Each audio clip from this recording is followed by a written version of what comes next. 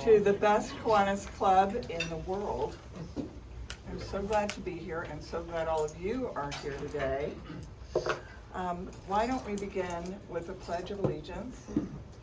I pledge allegiance to the flag of the United States of America and to the republic for which it stands, one nation, under God, indivisible, with liberty and justice for all. Thank you. And I'm going to give the invocation. It's an unusual one. Sunlight glistens on the whiskers of Mr. Groundhog as he cautiously pokes his head above ground. He twitches his fuzzy ears and listens for signs of danger. Yikes! He saw this spooky thing in front of him. His shadow sent him fleeing back to the safety of his den. According to legend, winter will last another 6 weeks. A sunny day in February, how silly to let the shadow spoil it. How many times have you retreated from opportunity when frightened by a shadow called uncertainty? This Groundhog Day, don't let scary shadows get in the way. Are you thinking about learning a new skill or trying to break an old habit? Why not make that phone call or write that letter that would change your life?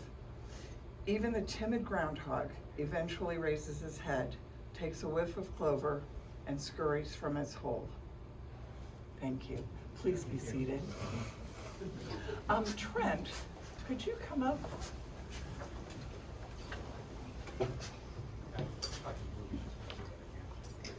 Thanks for letting me work this into the schedule today, but I thought with the sports theme we have today, I would present an item to the foundation and auction it off. We haven't done this in a while, but many of you know we have an author in our club, and he's written 2 books, so I guess that makes him a best-selling author in our club. And so Graham Honecker has written a couple of books. I feel a sense of satisfaction when I read a book, so the fact that you've written 2 books is good. I was fortunate to attend a book signing with Graham on the north side. I have an autographed copy of Unbracketed that I wish Larry Barrett were here. He's an auctioneer. I'm not an auctioneer. But I'd like to auction this off to benefit the foundation. We'll have to check with our tax advisor as far as the deductibility of that. We may have to take out the fair market value. But we'd like to auction it off. So, like any good auctioneer, I'll start the bidding high. How about $100? Anybody want to buy the best-selling book? $50. Oh, We have a bid. Eric Rowland at $50. Anyone willing to go up to $60? How about $60? Autographed copy, unbracketed. All right. We've got 60. We have 60. We have the bidding going here. Thank you. And anyone above 60? How about 70? Anyone willing to go 70 to benefit the foundation? Support. Oh, Eric ups it to 70. Eric Rowland. Anyone willing to go 80? $80 to benefit the foundation? 80, 75? Wendy. Oh, 80 or 75? 80. 80. Wendy, up to $80. Any bidders at $90? It is priceless. Autographed copy. Our own Graham Honecker. So going once, going twice. Sold. Thank you, Wendy. Hi.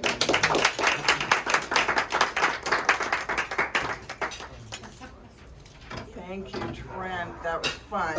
And we made some money for the foundation. And now if Graham Honecker would come up, help me out, I really appreciate it. Thank you. Thank you.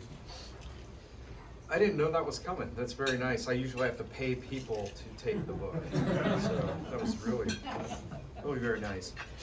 Announcements. I first want to call on Mary Marsh, who has a guest. Mary, will you introduce your guest today? Sure. My guest is Bruce Schumacher, Chairman and CEO of the Indianapolis Indians. Season begins March 31st.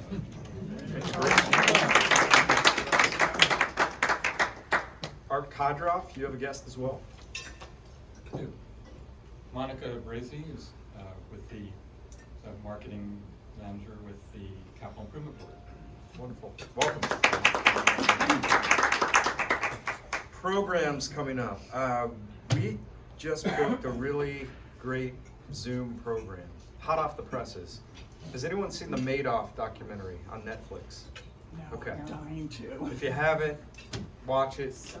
Especially watch it before April 27th. One of the key figures in that is a New York Times writer who's written a book on the case, but she's a focal point of the documentary.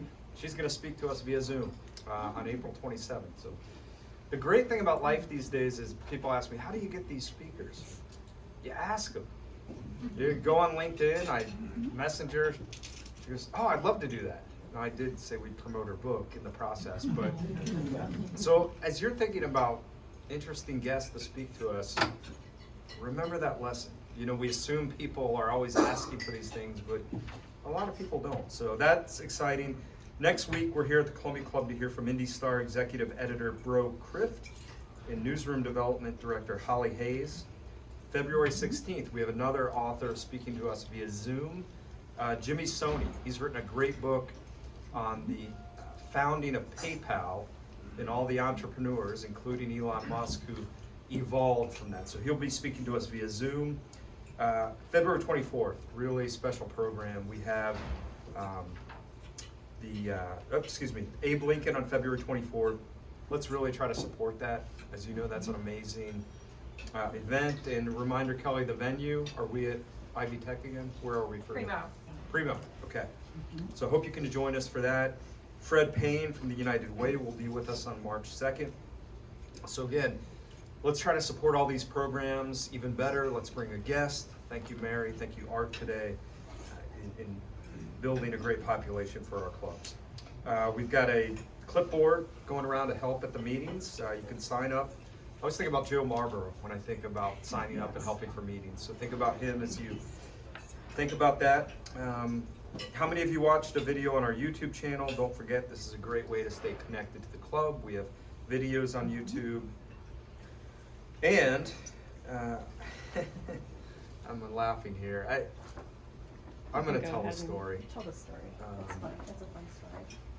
So I've been in fundraising for all my life. And I've prided myself on never losing a check. Never lost a donor check. And people give them to you at crazy times.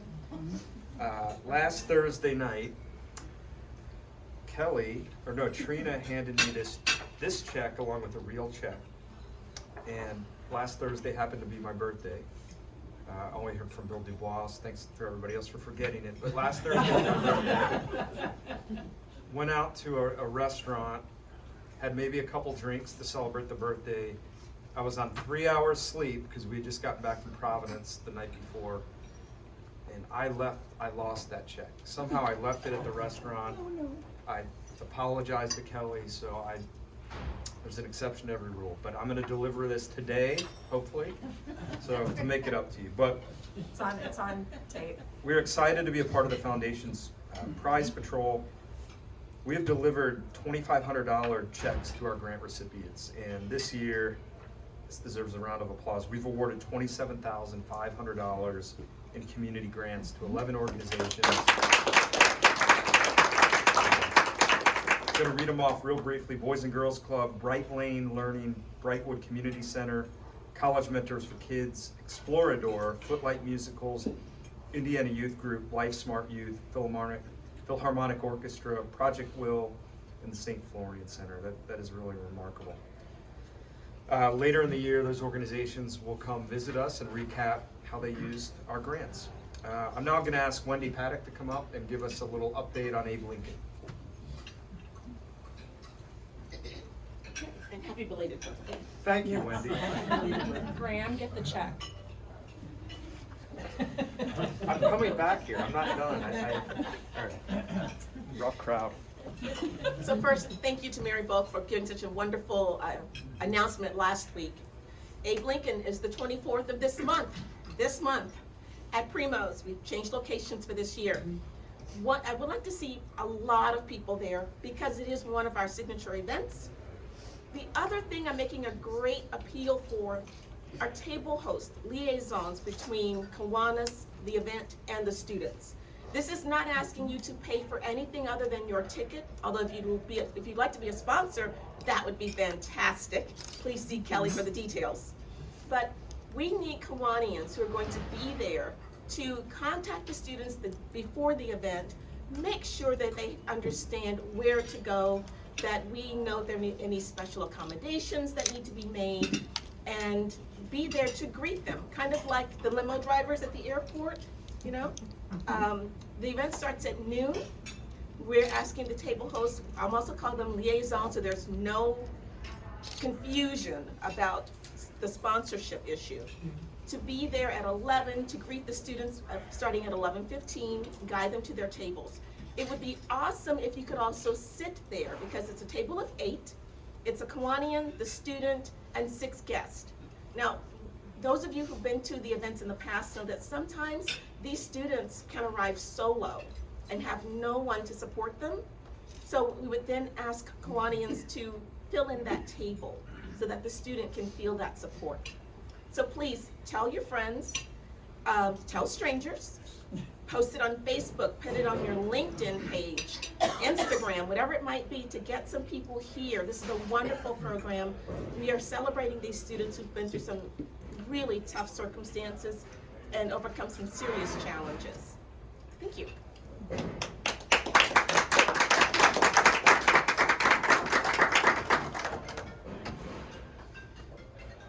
Okay.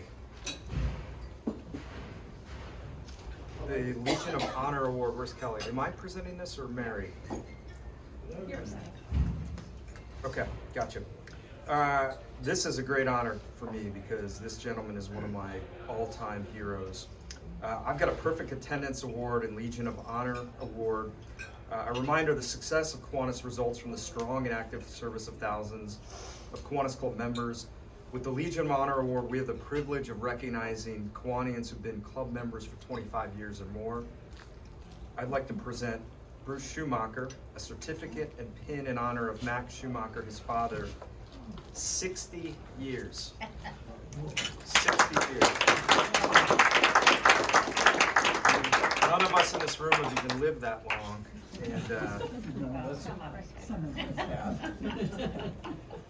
so, first I'm going to present this to you, and if you want to say a couple words, yeah, real briefly. Well, my whole life, Dad going to Kiwanis was just part of his routine. You know, many years it was Friday lunch, but whatever was going on, he scheduled around going to Kiwanis, and I know he wishes he was still strong enough to make it to Kiwanis meetings.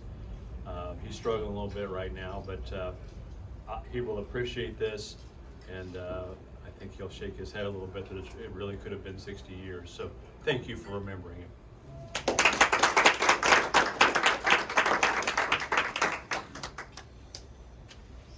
That reminds me of just how many times we've crushed Rotary in the annual softball game. Pleasant memories. Yes, pleasant memories. Not that we're competitive here. I also want to recognize Nancy Ulrichs, 30 years, and ask her to share a Kiwanis memory. She also gets a Perfect Attendance certificate for the club this past year and a Legion of Honor Award. So Nancy. Thank you so much. Well, when you've been here 30 years, it's really hard to narrow down to one memory, but I'm going to piggyback on what Wendy was talking about, and that's the Abe Lincoln event. The luncheon is so amazing. We give away, we've given away more than $1 million in scholarships over the years. I was privileged to make phone calls to past winners, and you get, I wish everybody could do that because you get to hear how it changed their lives, how they could go to college. If you can go, there won't be a dry eye in the house. Thank you.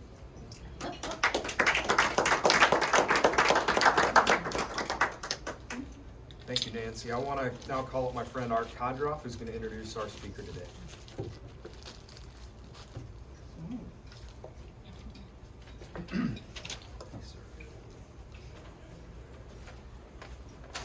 Thanks, Graham.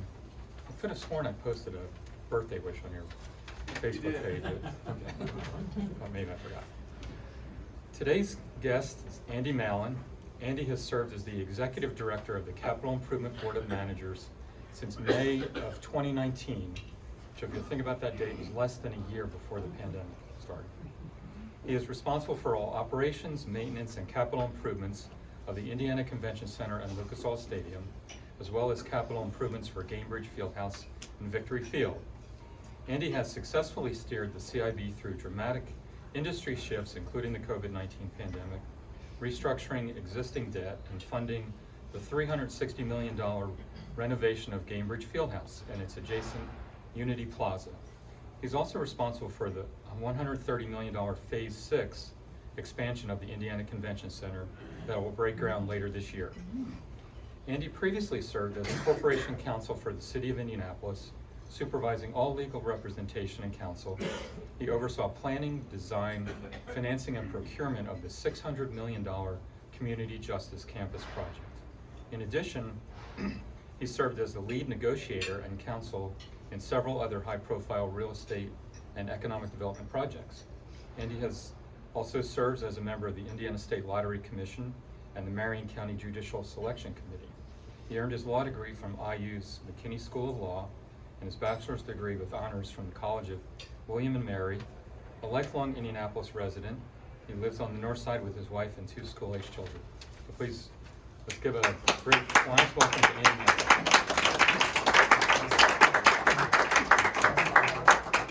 Sure, thank you. Well, thank you, Art, and thank you all for inviting me to speak to you, and hopefully we'll get through our slides and get to have a robust discussion. I appreciate you nominating me, Art, or inviting me to serve as one of this year's speakers. It's really an honor and privilege to finally get here, because we had scheduled it prior to the pandemic or in the middle of it, and things happen. I'd like to start off by thanking all of you as a group and as individuals for all you do for our city, and particularly downtown Indianapolis. The level of success of our facilities is greatly dependent on what's going on in downtown Indy. We have immense success in working with our fellow stakeholders to create a vibrant environment downtown, and that helps us land conventions and other big sporting events, because we have so much to offer when people do come to visit us in downtown Indianapolis.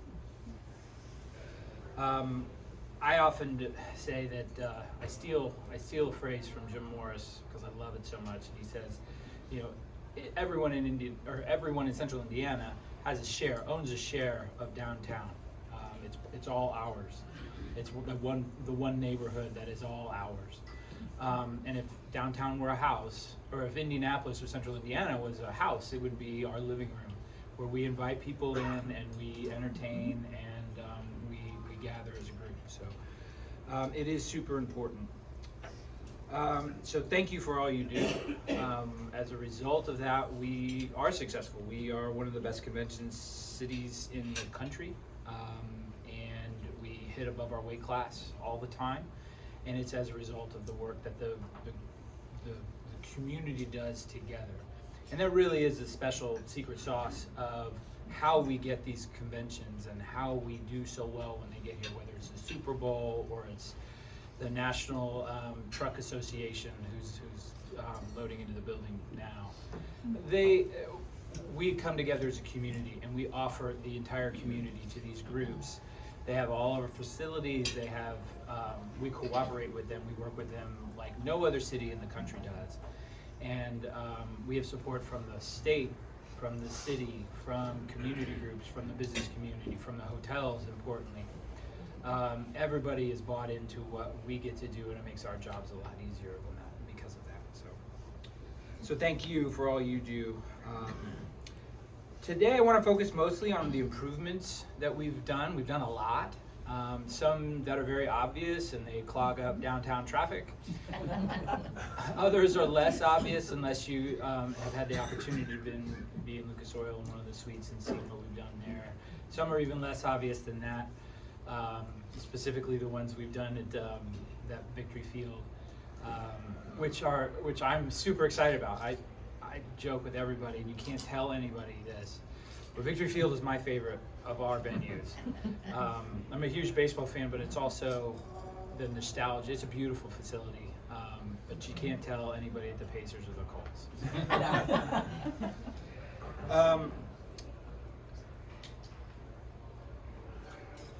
First, I want to share a story. We were in the news recently about the AFC Championship game, and we got some criticism that Monica wanted me to take some time to explain. In downtown, in our so every year there's a moment, and in recent years it's been a pretty early moment when the Colts are eliminated from the playoffs. And when that happens, we always have a volleyball tournament scheduled the next week or during the playoffs. They don't take the stadium unless the Colts are no longer in the stadium. We had an opportunity, notwithstanding the volleyball, to host the AFC Championship game at a neutral site. With everything that happened with DeMar Hamlin and them having to cancel the Bills and Cincinnati game sort of midway through, it left a weird thing that the NFL decided to address by potentially playing the AFC Championship game in a neutral site. Their first call was to Indianapolis, which we are very proud of, and the Colts in particular are very proud of. Jim Irsay and the Irsay family is one of the longest standing owners, current owners in the NFL, and so we were proud to be asked. Unfortunately, we decided as a group that we weren't going to kick our volleyball client out of the stadium, and we got a lot of flack for that. But I'm proud of what we did, and I wanted to explain why. We have a reputation in the volleyball clients. Actually, they're in Hendricks County, and we have several volleyball tournaments, 2 of which are with them every year. And it's very important to us, and I think it's a demonstration of it wasn't just my decision. It wasn't just Leonard Hoop's decision or Pete Ward or Jim Irsay's decision. It was the entire community. Everybody got together to honor our commitments. And I think that speaks well of us as a community, as a group, to honor our commitments to the people that we do business with all the time. So it's kind of like if you've got plans with your friends, you're a high schooler and you got plans with your friends, but you quickly get a date, or have the opportunity to take a nice girl or guy out, and your friend would to ditch you to go out with. To go out on a date. You might feel jilted as that friend, and we decided we were going to be stand-up guys, stand-up girls, and honor our commitments and go out with our friends instead of date the Molly Ringwald.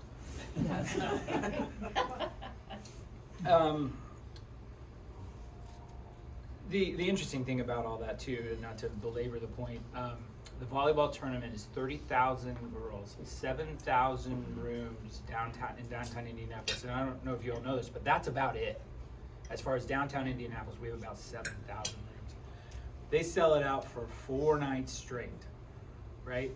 So even if we'd moved them out of the stadium, there wouldn't have been a single hotel that in downtown Indianapolis that would have been able to take any of the Bengals fans or any of the Bills fans or whoever else. Also, interestingly, it was a contingent AFC Championship game because, as you all know, the AFC Championship game was not played at a neutral site. It was played in Kansas City. And we would have then bumped our volleyball team or players out of the stadium, and then it'd be completely empty on the AFC Championship game. So it worked out. I would not have told this story at all had it gone the other way. I would have kept my head down and we would have just so the volleyball tournament is a huge event. It uses every single inch of the center, the entire floor of the stadium. It is a tremendous amount of revenue for every restaurant and bar, and less bars than when the firefighters are here because these are high school girls. But a lot of really great things that these girls do, and they populate downtown. When you get to be around, you know, children or, you know, kids of a certain age, and they bring that energy and vibrancy, and they're, yes, it's annoying when they're zooming around with the scooters downtown and knocking people over, but it's that energy that downtown comes alive again when you have the volleyball players or the firefighters or the FFA kids in their blue coats, and that's what keeps us going. That we get to be the ones to invite them here and host them. Now for our facilities. I think we're on that, right? Mm-hmm. All right, I'm going to tell you a little bit about how who we are, what we do. So the CIB we're the Capital Improvement Board, and sort of the name really does explain what we do. We own and manage, primarily own, facilities that bring sporting events and groups to Indianapolis. We manage Lucas Oil Stadium and the Convention Center, right? The Convention Center and Lucas Oil Stadium, just like the Convention Center and the Hoosier Dome, are connected, and we host just as many conventions and business meetings in Lucas Oil Stadium as we do football games. So we host the football games for the Colts, and we have a great partnership with them. But that is a really special, unique part of what we offer to clients, is that we have this wonderful convention space and the meeting rooms, and hopefully you've all been there at some point. And then you can expand, and you could we have exhibit halls in the stadium. Unless you've been on the event level, you might not know that. There's huge exhibit halls on the event level, but also the field can turn into event spaces as well. We just hosted in December the Governor's Boy Scouts of America, Crossroads of America luncheon, and we had the entire field filled with very tables and chairs that looked very similar to this, and had a very elegant meal on the floor of the stadium. It's a 9-member board, 5 members appointed by the mayor of Indianapolis, 2 members appointed by the governor, and a member from the city county council, and a member appointed by there are 3 or 4 counties surrounding Indianapolis that have a food and beverage tax that goes to support the stadium. So they have a member that is also on our board. We're actually, I'll brag on one of our board members, who's actually Earl Good, who is the governor's chief of staff and a huge mentor of mine, and a great person to have the ear of the governor in a time when we have polarization. No one's polarized, it seems, about the Capital Improvement Board, because we have the state and the city all represented.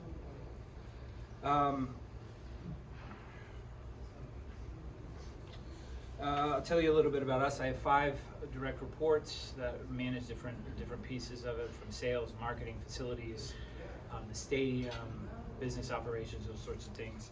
Obviously, CFO, Art works for us, our CFO. We have about 150 total employees on our payroll, and those staff from 150 full-time or mostly full-time to up to 3,000 on a game day, if you include our contractors and part-time stagehands and everything. So we have to be very flexible and malleable, and be able to scale up and scale down, which is nothing special for us, because it's every single venue, every single event space does that in Indianapolis, and it's a testament to that, our industry, that we are able to do that. So the other pieces of our puzzle are Victory Field, which hosts the Indianapolis Indians, and the Gainbridge Fieldhouse, which hosts the Indiana Pacers. We also own the garage next to the field house, and those are our main large facilities. I used to joke that we own some other stuff, and I don't really know where it is. I figured it out after 4 years. So, but it's little pieces of property here or there mostly attended to those facilities. The first phase of the convention center, if we want to go to focus on that first, was completed in 1972. The statute that created the CIB was passed in 1968, and we set to work to build the Indiana Convention Center. It was delayed a little bit because Richard Lugar was elected, I think 1972, and it began under the first mayor, Democratic mayor, I forget his name, and then Richard Lugar and Jim Morris and everyone picked it up and really carried it through. We are now scheduled to break ground on the 6th phase of the convention center, our 6th expansion of the convention center, which will be the across Capitol onto what is now Pan Am Plaza. Probably almost 8-9 years ago, even as we were just finishing, Lucas Oil Stadium and the JW Marriott and that expansion, we immediately began talking about what the next expansion will be, and did the studies. Studies came back and said that in order for Indianapolis to fill out its convention book and event book, what we really needed was a second headquarters hotel, the first being the JW Marriott, of 800 rooms or more, and a modern large ballroom. And the modern large ballrooms are 50,000 square feet or larger and then you include all the other attendant, pre-function space and meeting rooms outside of it. So that's what we set out to build. It's an 800 room tower hotel on this is it. You don't even see the top, it's so tall. On the corner of Georgia Street and Illinois. And the ballroom, there'll be multiple ballrooms. There's a big 50,000 square foot ballroom, a junior ballroom, which is like 18,000 square feet, and a couple signature ballrooms. They will be housed in this podium, which essentially covers the rest of that block. We have the Pan Am Tower, which you guys will all recognize from that corner of Georgia and Capitol, which will stay. But every other piece of it is pretty much engulfed by the podium, is what we call it. And it's 4 stories, largely a city block. This roof is roughly the outline of the 50,000 square foot ballroom. So the ballroom will be immediately under that. So you walk across a very fancy bridge from the Indiana Convention Center to the new space. You'll be on the floor, I think it's the second,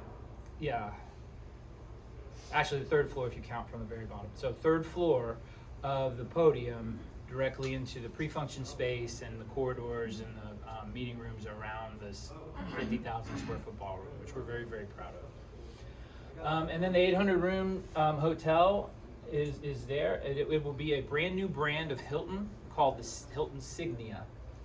And it is a brand that is above the general Hiltons, straight up, that's my Hilton, and slightly below the 5-star level of a Conrad, competing with the JW Marriott and St. Regis, the Marriott brands. But it is specifically for a convention headquarters hotel. The city of Atlanta is the other one that is, there's a couple of them that they've converted old Hiltons into Signias, and I don't recall there's 2 of those.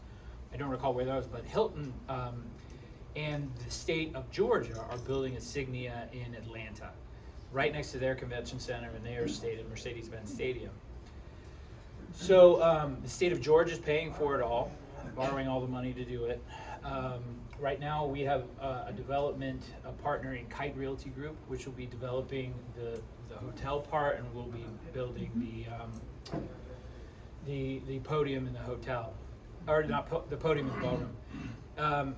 In the introduction, it was a $130 million podium that has grown.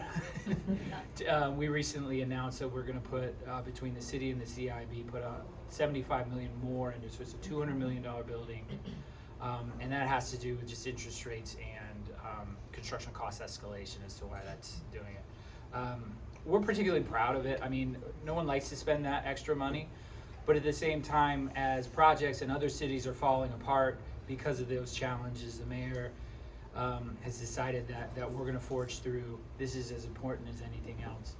A huge amount of our current business, because it has grown, and they are outgrowing the convention center, even when you include Lucas Oil Stadium.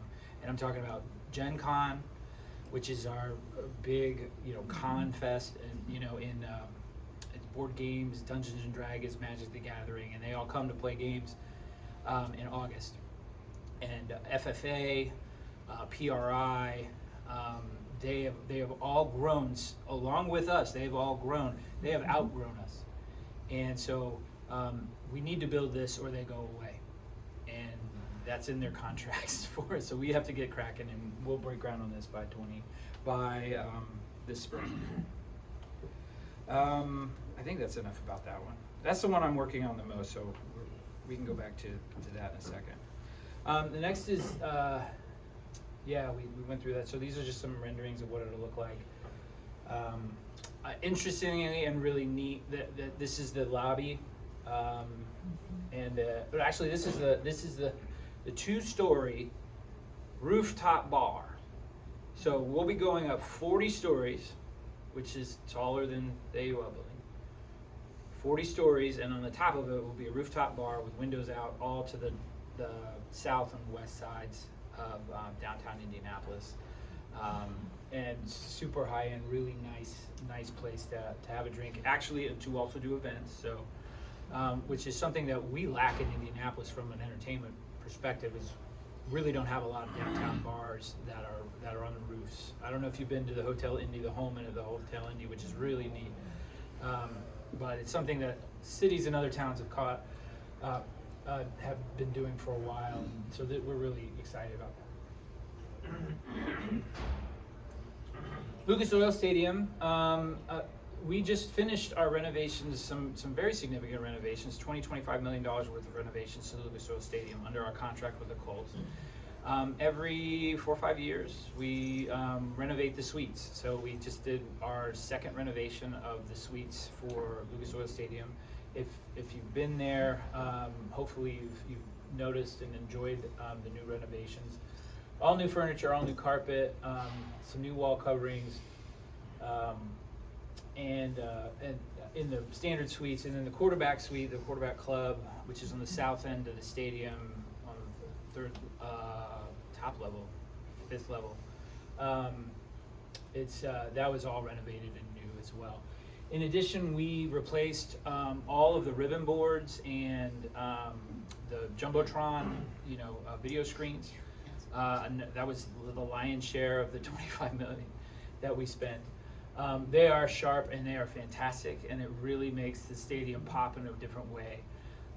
And at the same time, we've upgraded our production capabilities and expanded our production room. So we're doing incredible things. In Lucas Oil Stadium, very proud of that. More to come. Victory Field, again, my favorite spot. We're replacing all the lights. The lights have been there, Bruce, since the beginning, right? These are the original sodium-based lights. Yeah, halide.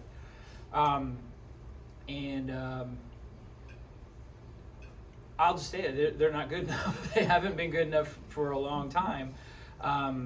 And as a so we're working with the Indians, and we've been great partners, and they're so easy to work with, and just incredible partners. We call a lot of our teams partners, but the Indians actually really are.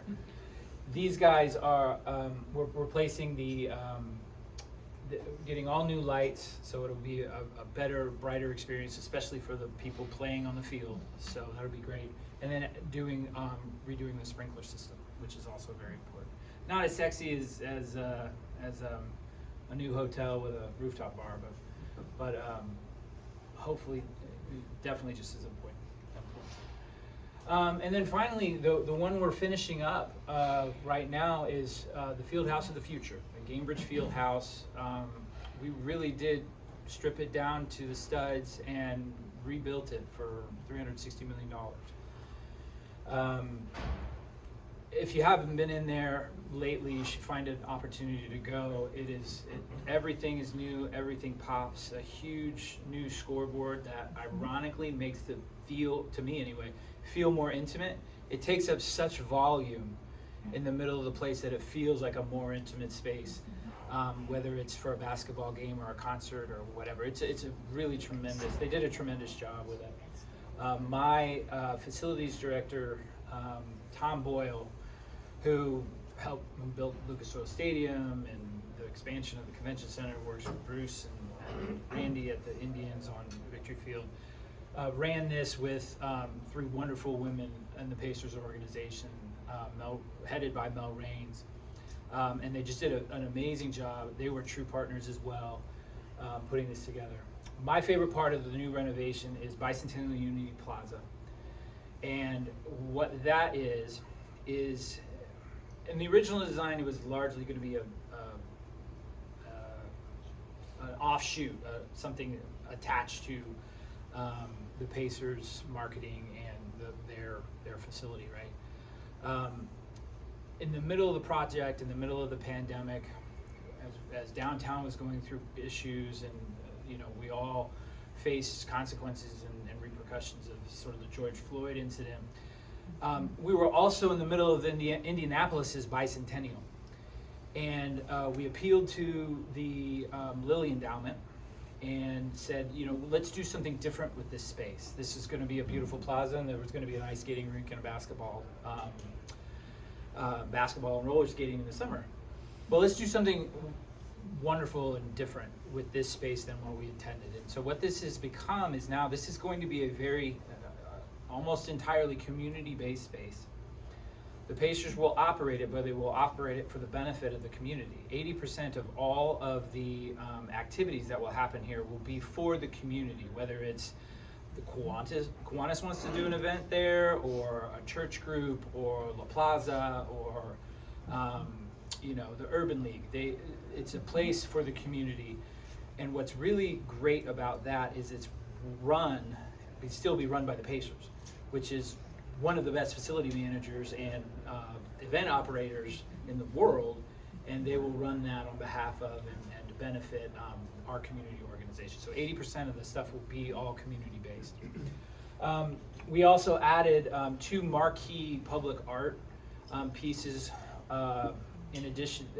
So we could go back on. Yeah, so these 2, this is called Together. This is an archway that'll go across. So this is if you're standing on Maryland facing south into the, this will be a reflective stainless steel arch material very similar to the Bean in Chicago. Articulated and wrapped, so you'll see different versions of the city depending on which angle you're looking at it, depending on the time of day, depending on the weather, depending on who you're with. So it's a really interesting, important piece. It is, the arch comes at each other, but they don't meet. So from each end, it comes at each other, don't meet. It's really the artist's depiction of how we try and how it looks like we're together, but we need to realize that we're not. We still have work to do to get square. The other one is this what's called the Sphere, and this is an interactive electronic billboard sphere, and it's huge. If you take the 3-point line, the NBA 3-point line, and you make it 3-dimensional and turn it into this, that's the dimensions of this sphere. So you will be able to walk into it, interact with it. It'll tell stories of Indianapolis during the community program. It'll tell stories of Indianapolis, and have art and interactive, and will engage the community in how to best do it. It will also tell stories of the Pacers and basketball, and its basketball's unique relationship to the state of Indiana. If you go back a couple, we also are very proud of the artwork in Gainbridge Fieldhouse. We worked very closely with the Indiana Arts Council to make sure local artists were the artists, a very diverse group of local artists. We're the artists that really populated the gallery space that is the halls and corridors of Gainbridge Fieldhouse. So a lot of this stuff is on the key bank level, on the suite level, the key banks, and then on the, gosh, what's the upper level? Fieldhouse is in the lowest level, where Yeah. the meeting rooms are. And then essentially throughout the entire building, there's hundreds of pieces by local artists, which are fascinating, and there are pieces. It's a basketball museum. So yeah, so upcoming events. I guess I was a little early on work truck, but that's in March. We have the American Chemical Society. Right after them, FDIC, which is the Fire Department Instructors Conference. Comic-Con, May 4th, National Athletic Trainers Association in June. And then we have at Lucas Oil Stadium, we have the Combine, Monster Jam, which is an amazing story. We bring literal tons of dirt that is stored off-site in Indianapolis. They rent space and they store their dirt off-site, and they bring it in for Monster Jam, and they put it on our field. And we spend the rest of the month cleaning up dust from it. But it's a super fun event. Feld is the client. They do Monster Jam and they also do Supercross. So then when they're done, they're gonna bulldoze it all out, go put it in this field, I think in Hendricks County. And then when Supercross comes back, they're just going to bulldoze it back in. So, and then VECon, or I think that's how you pronounce it, VECon, is a really interesting new event for us, and it's FTEs,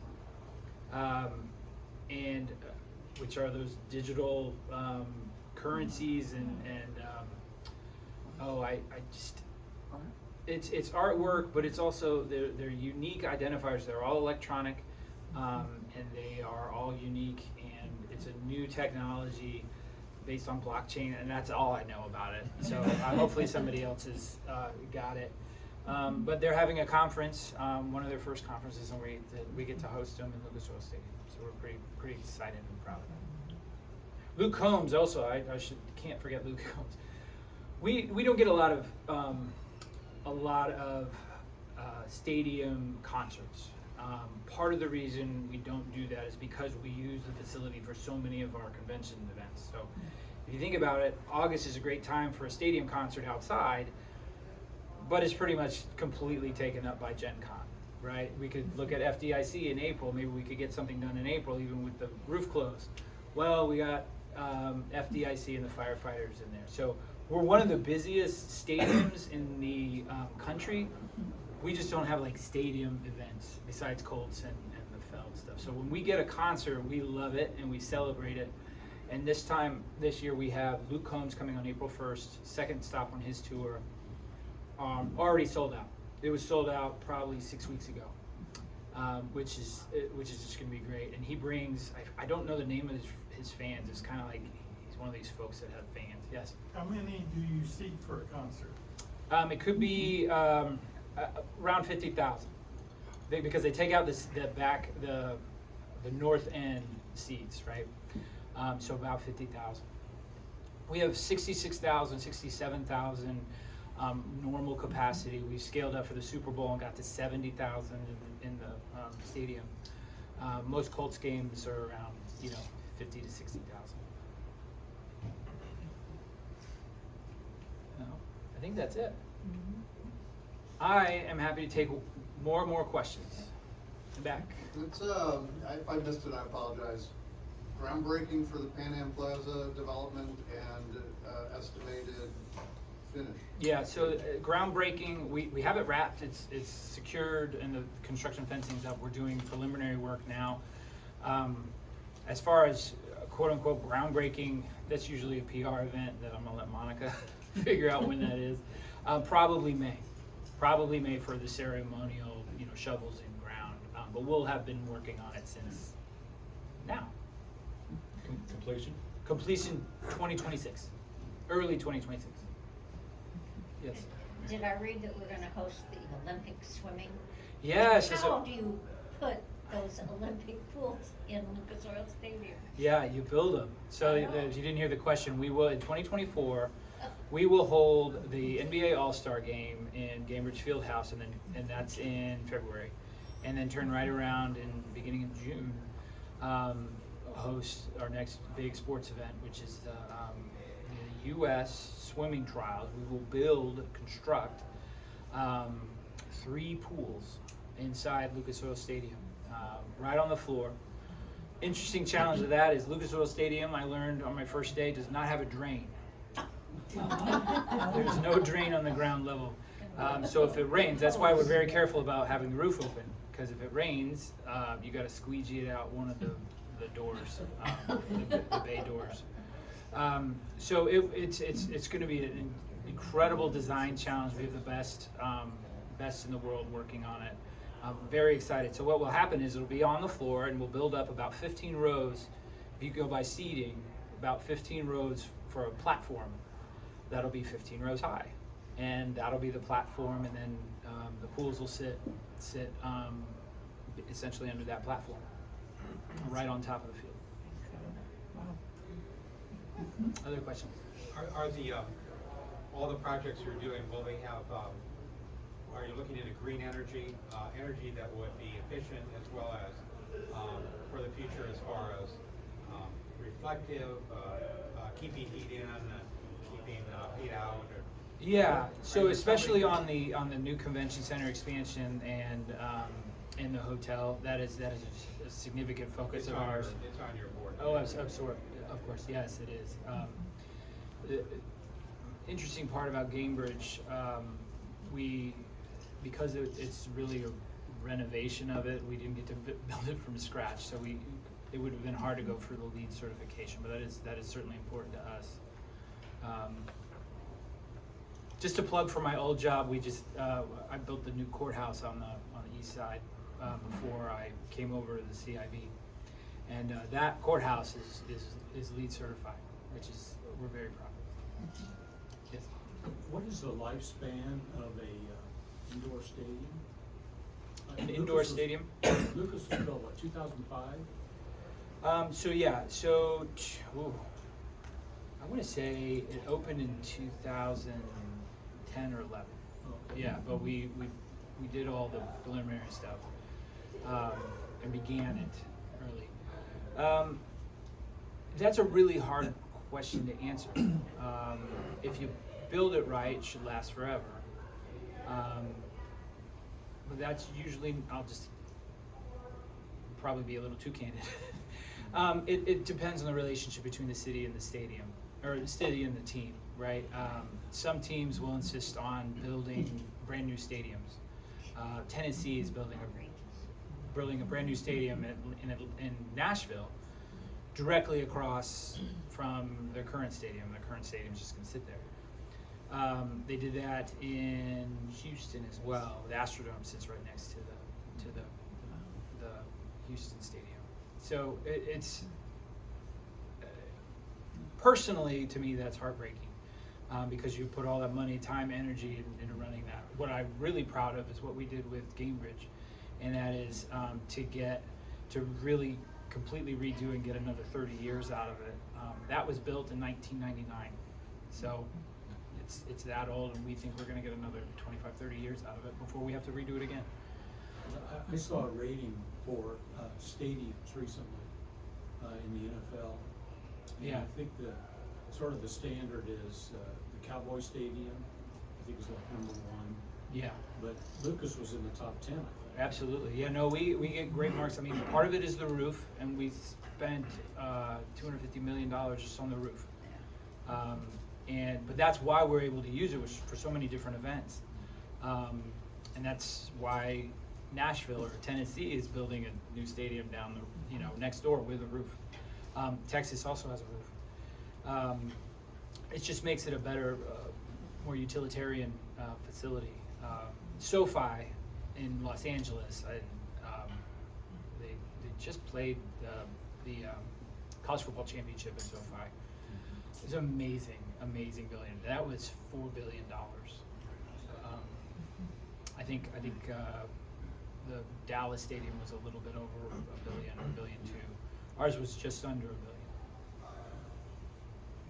So one of the most interesting times in Indy that I've experienced was when Formula One came. Yeah. And I wish we had more international events. Yeah. So that's just one thing. So I think it brings a really I mean, it's not like we can just do that, but Yeah. in marketing to those people, and I'm sure you are. Yeah. I'll attest to the sprinklers being important at Victory Field, because for the Boy Scouts, I got to sleep on the field in a tent with everybody. One of the coolest things ever, you know, playing around on the field like you belonged there. That was really fun.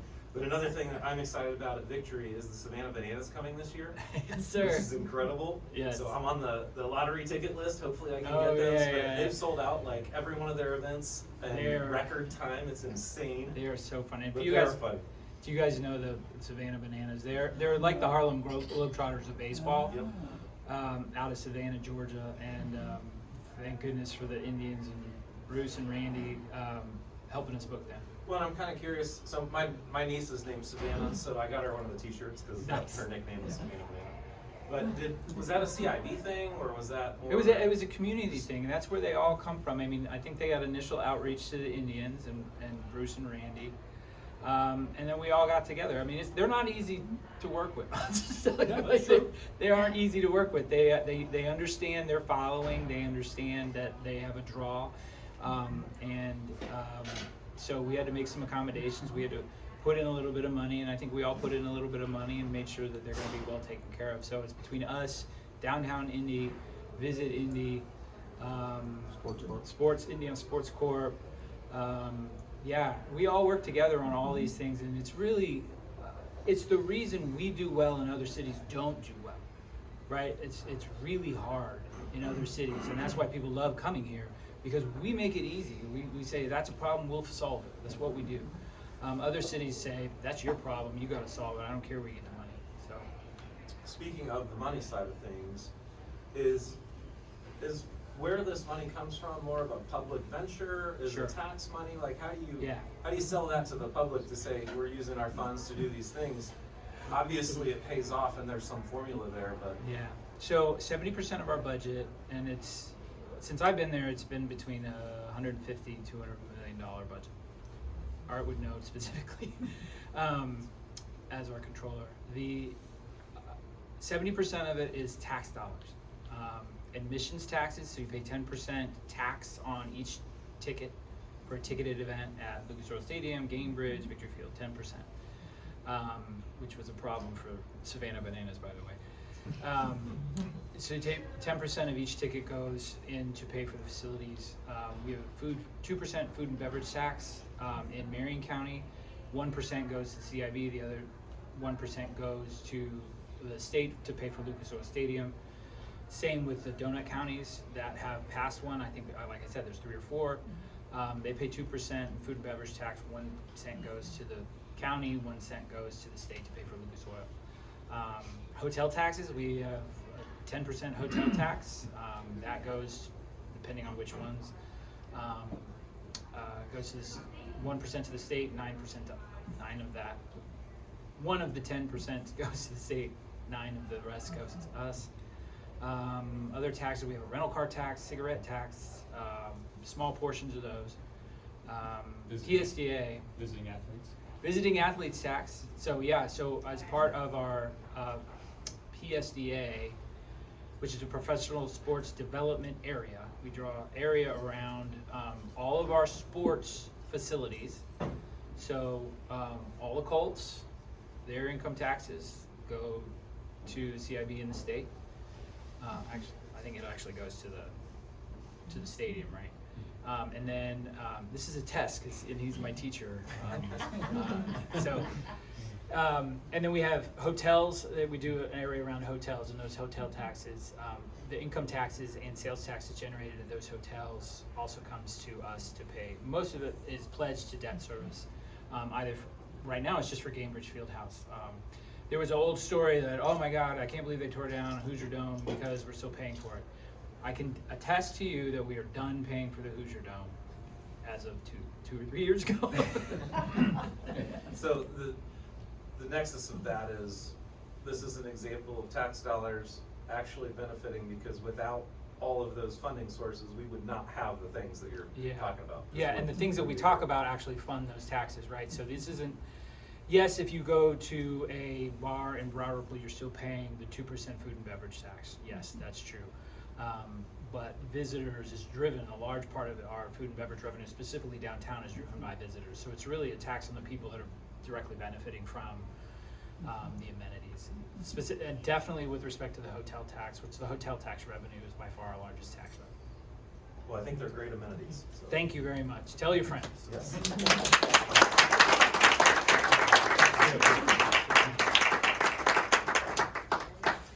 I was gonna put Andy on the hot seat and ask him with all this construction and events where we're at on the I-65 interchange, but I'm not gonna do that. So. Not my bag. Andy, we are really grateful. That was an awesome presentation, and let's see, in appreciation of your time today, we're gonna make a donation in your honor to the Center for Leadership Development, which fosters the advancement of minority youth as future professional, business, and community leaders by providing experiences that encourage personal development and educational attainment. But really appreciate all your leadership with the city and for being with us today. Yeah. Thank you very much. They're a great client too. Thank you very much. So with that, thank you everybody for being here. We appreciate our guests being here, and please give our best to Max and Judy. And with that, we are adjourned.